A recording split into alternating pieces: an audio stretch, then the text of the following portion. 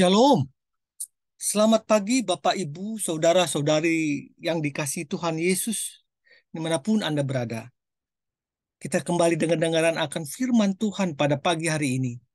Mari, sebelum kita bersatu di dalam doa kepada Tuhan.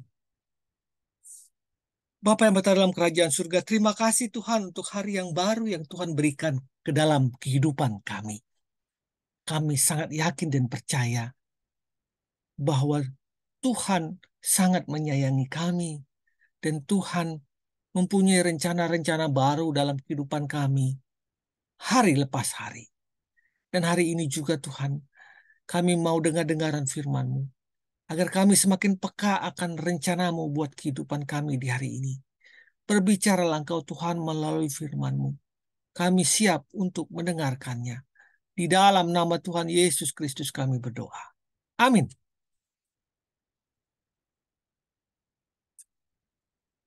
Kata Yesus, akulah roti hidup. Landasan firman Tuhan diambil dari Yohanes 6 ayat 35 yang mengatakan, kata Yesus kepada mereka, akulah roti hidup.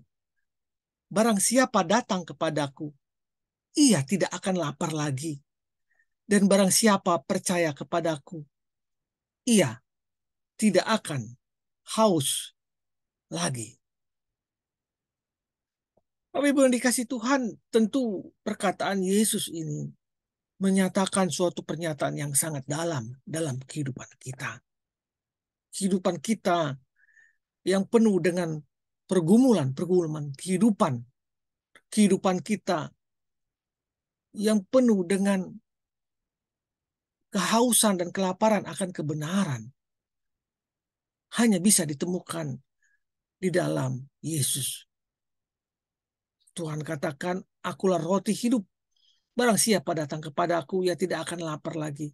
Dan barang siapa percaya kepadaku, ia tidak akan haus lagi. Tuhan Yesus tidak suka menyimpan rahasia kepada siapapun yang ingin mengetahui firman-Nya. Tetapi firman-firman itu sangat jelas diberitahukan di dalam firman Tuhan ini. Di dalam firman ada 7 pernyataan Tuhan yang menyatakan aku adalah. Itu tercatat semuanya di dalam Injil Yohanes. Aku adalah terang dunia. Itu di dalam Yohanes 8 ayat 12 yang mengatakan, maka Yesus berkata pula kepada orang banyak, katanya, akulah terang dunia. Barang siapa mengikut aku, ia tidak akan berjalan dalam kegelapan, melainkan ia akan mempunyai terang hidup. Pada waktu kita mengikuti Yesus, Yesus sang terang itu, maka kegelapan dalam hidup kita ini akan sirna, digantikan oleh terang, sehingga kita boleh menjalani jalan kehidupan kita dengan sangat mengerti apa maksudnya. Sangat jelas sekali apa tujuan kita hidup di dalam dunia ini. Akulah terang dunia. Jika kita mengikuti Yesus, maka kita akan mengerti tujuan kita ada di dunia ini. Dikatakan lagi, Tuhan mengatakan, akulah gembala yang baik. Apa pengertian gembala yang baik? Kita akan bacakan Yohanes 10 ayat 11-14 tadi. Akulah gembala yang baik. Gembala yang baik memberikan nyawanya bagi domba-dombanya. Sedangkan seorang upahan yang bukan gembala dan yang bukan pemilik domba-domba itu sendiri, ketika melihat serigala datang, meninggalkan domba-domba itu lalu lari, sehingga serigala itu menerkam dan menceraikan domba-domba itu. Ia lari karena ia seorang upahan dan tidak memperhatikan domba-domba itu. Tetapi aku, kata Tuhan, akulah gembala yang baik dan aku mengenal domba-dombaku dan domba-dombaku mengenal aku. Yesus ibaratkan sebagai gembala yang rela mati bagi domba-dombanya, yang menjaga domba-dombanya sampai titik darah terakhir. Jadi barang siapa kita ada di dalam Tuhan Yesus, kita akan aman sebagai domba-dombanya. Karena gembalanya adalah Yesus sendiri. Dikatakan lagi, akulah kebangkitan dan hidup. Yohanes 11 ayat 25. Akulah kebangkitan dan hidup.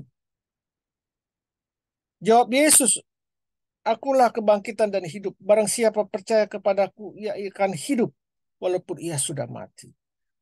Akulah kebangkitan dan hidup. Barang siapa percaya kepadaku, ia akan hidup walaupun ia sudah mati. Barang siapa kita yang percaya kepada Tuhan. Tuhan yang dikatakan sebagai kebangkitan dan hidup. Walaupun tubuh jasmani kita nanti akan mati, tetapi kehidupan hidup roh kita akan terus hidup bersama dengan Tuhan. Karena Yesus sendiri adalah kebangkitan dan hidup itu. Yohanes 14 ayat 6. Akulah jalan, kebenaran, dan hidup. Kebenaran itu ada di dalam Tuhan Yesus. Yohanes 14 ayat 6. Kata Yesus kepadanya, akulah jalan dan kebenaran dan hidup. Tidak ada seorang pun yang datang kepada Bapa kalau tidak melalui aku. Akulah jalan, kebenaran, dan hidup. Tidak ada yang dapat sampai kepada Sang Khalik Allah kalau tidak melalui Yesus. Karena Yesus sendiri adalah Allah sendiri. Akulah pokok anggur yang benar. Yohanes 15 ayat 1 sampai 9.